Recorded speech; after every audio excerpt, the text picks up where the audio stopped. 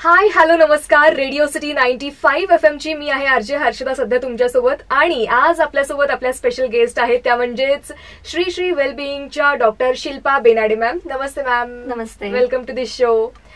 Shilpa Benade ma'am यांना पंचकर्म आणि नाडी परीक्षण यातील जवळपास 18 वर्षांचा अनुभव आहे. आणि त्यांचे विशेष ही जी स्पेशालिटी आहे त्यातलं त्यांचं जे काम आहे त्यासाठीच रेडिओ सिटीच्या हेल्थ केअर हिरो अवॉर्ड्सने त्यांना सन्मानित केलेलं आहे. पहिला तर तुम्हाला खूप सगळे शुभेच्छा आणि congratulations. Thank you so much. Yes ma'am, हे नाडी परीक्षण आणि पंचकर्म यातील एवढा अनुभव आहे तर मला नक्की ऐकायला आवडेल की काय आहे हे नाडी परीक्षण. नाडी परीक्षण म्हणजे काय की तुमच्या हाताच्या नाडीवरून आपण रोग निदान करतो. ओके. तर ही एक प्राथमिक रोग निदान पद्धती आहे जी फार पूर्वापारपासून आयुर्वेदामध्ये चालत आलेली आहे. तर याच्यावरून काय होतं की तुमच्या आजाराचं मूळ कारण कळतं, तसंच तुमचे संभाव्य व्याधी सुद्धा या नाडी परीक्षेतून कळतात. बरं, तर मग हे कुणी करायचं नाडी परीक्षण? नाडी परीक्षण कसं आहे, तुम्ही 2 कारणांसाठी करू शकता. जसं मी आता म्हटलं की तुम्हाला एका आजाराचं कारण तुम्हाला शोधून काढायचंय. कारण उदाहरणार्थ झालं की बरेच जणांना फार दिवसापासूनची डोकेदुखी असते आणि मग त्याच्यावरती त्यांना योग्य उपचारच मिळत नाहीत. मग बरेचसे डॉक्टर्स होतात, सिटी स्कॅन होतो, MRI होतो, पण आजाराचं मूळ कारण कळत नाहीये, त्याच्यामुळे त्याच्यावर उपचार पण होत नाहीत. मग अशा वेळी असे पेशंट जेव्हा माझ्याकडे येतात तर तेव्हा आपण नाडी परीक्षणावरून सांगतो की तुमच्या आजाराचं मूळ कारण किंवा तुमचे इम्बॅलन्स दोषाच कुठले आहेत. आणि मग तो आजार पटकन बरा होतो कारण त्याच्यावर योग्य उपचार त्या नाडी परीक्षणावरून केले जातात. तर तुमच्या आजाराचं मूळ कारण आणि पटकन उपचार करायचे असतील तर एक नाडी परीक्षण. दुसरं म्हणजे की तुमचे संभाव्य व्याधी जर तुम्हाला आधी जर ओळखायचे असतील की पुढे जाऊन मला हा कुठला आजार होणार आहे तर ते मला जर आधीच कळालं तर मग मी पटकन त्याच्यावरती काय असेल ते प्रिकॉशन्स घेऊन ते मी टाळू शकतो. ह्याच्यासाठी पण तुम्ही नाडी परीक्षण करू शकता. म्हणजे खूप सगळे फायदे आहेत नाडी परीक्षणाचे. खूप सारे फायदे आहेत. तर वयाच्या 3 वर्षापासून किंवा त्याच्या पुढे तुम्ही नाडी परीक्षण करू शकता. बरं, नाडी परीक्षण बद्दल तर कळलेलं आहे, पण हे पंचकर्म ते काय असतं जरा डिटेलमध्ये सांगा ना. पंचकर्म ही एक शरीर शुद्धीकरण क्रिया आहे. पंचकर्म पण असंच 2 कारणासाठी केलं जातं की तुम्हाला आजारी पडायचं नाहीये किंवा तुम्हाला एखादा आजार आहे तर तो मुळापासून तुम्हाला बरा करायचा आहे, तर तुम्ही शरीर शुद्धीकरण करून घेतलं तर तुमचे आजार लवकर बरे होतात. तर पंचकर्म म्हणजे ह्या 5 कर्म आहेत. ओके. म्हणजे 5 क्रिया केल्या जातात. त्याच्याद्वारे तुमच्या शरीरातले दोष, तुमच्या शरीरातले टॉक्झिन्स रिम्यूव्ह केले जातात. तर हे काय आहेत तर वमन, विरेचन, बस्ती, नस्य आणि रक्तमोक्षण असे हे 5 कर्म आहेत. ते वेगवेगळ्या आजारानुसार, वेगवेगळ्या प्रकृतीनुसार ते तुम्हाला डॉक्टर सजेस्ट करतात. ही किती दिवसांची प्रोसेस असते पंचकर्माची? पंचकर्माची प्रोसेस ही साधारणतः 5 दिवसापासून ते 10 दिवसापर्यंतची असते. ओके. ते तुमच्या प्रकृतीनुसार, तुमच्या इम्बॅलन्सेसनुसार डॉक्टर ठरवत असतात. बरं, तर मग पंचकर्म कोणी केलं पाहिजे आणि कधी करावं? पंचकर्म जसं मी सांगितलं ना, तुम्हाला वाटतं आजारी नाही पडायचंय तर तुम्ही पंचकर्म करून घेऊ शकता.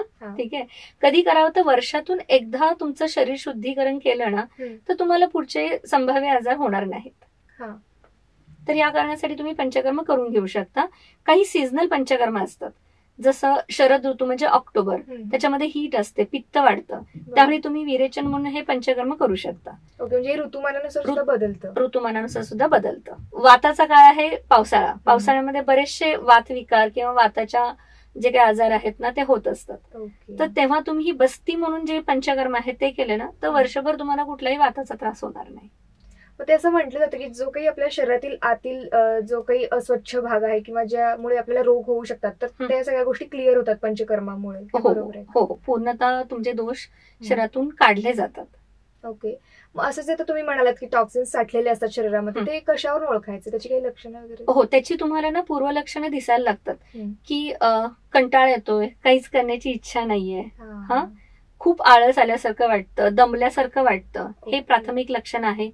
पोटाच्या तक्रारी चालू होतात, म्हणजे पोट गच्च होणं, पोट साफ न होणं, किंवा आपण बसल्या बसल्या ठिकाणी पण आपल्याला झोप यायला लागते, ह्याला तो अतिरिक्त कंटाळा.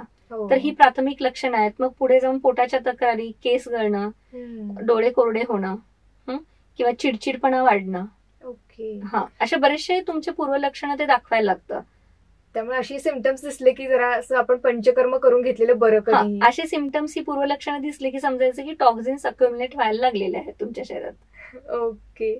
आणि मग पंचकर्मामुळे नक्की सगळे आजार बरे होतात का, आणि कशी असते ती प्रोसेस सगळी? पंचकर्म जसं मी सांगितलं, पूर्वलक्षणं दिसताना जर तुम्ही आलात, नाडी परीक्षण करून घेऊन त्या अनुषंगाने तुम्ही जर पंचकर्म चालू केलं तर नक्कीच त्याच वेळी तुमचे आजार मुळापासून बरे होतात किंवा तुमचे जे शरीरातले इम्बॅलन्सेस आहेत ते मुळापासून निघून जातात आणि तुमचं शरीर बॅलन्स्ड राहतं नक्कीच.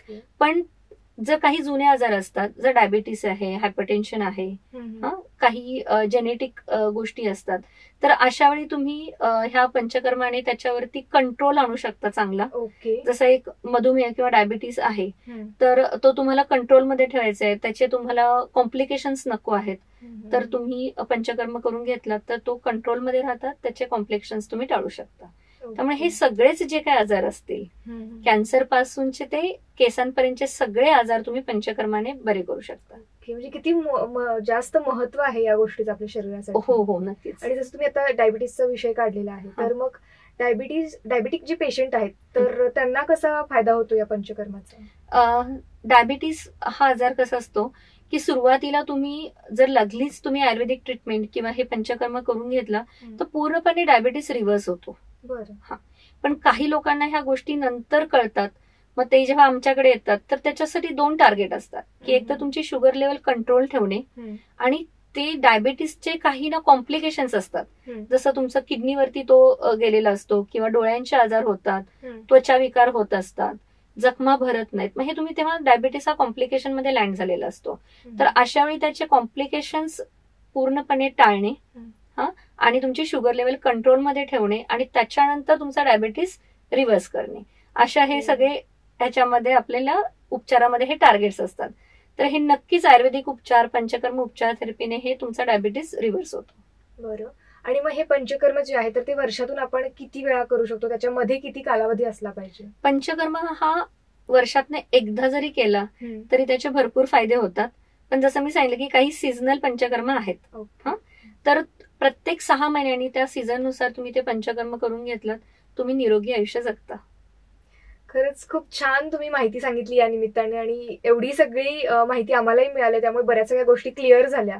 आणि पंचकर्म केल्याने शरीरासाठी किती फायदा होतो हेही लक्षात आलेलं आहे. तर कोल्हापूरकर आज आपल्यासोबत होत्या श्री वेलबिंगच्या डॉक्टर शिल्पा बेनाडे मॅम, आणि पंचकर्म आणि नाडी परीक्षण यातील त्यांचा 18 वर्षांचा अनुभव, आणि त्यांनी सांगितलेली आज ही माहिती नक्कीच आपल्यासाठी खूप उपयुक्त ठरलेली आहे. आणि म्हणूनच ह्या त्यांच्या कार्यासाठी रेडिओ सिटीने त्यांना हेल्थकेअर हिरोज अवॉर्डनी सन्मानित केलेलं आहे. So thank you so much ma'am. Thank you Harshada. आणि रेडिओ सिटीने मला हा जो सन्मान दिला त्याबद्दल पूर्ण रेडिओ सिटी परिवाराचा मी खूप मनापासून आभार मानते. Thank you so much.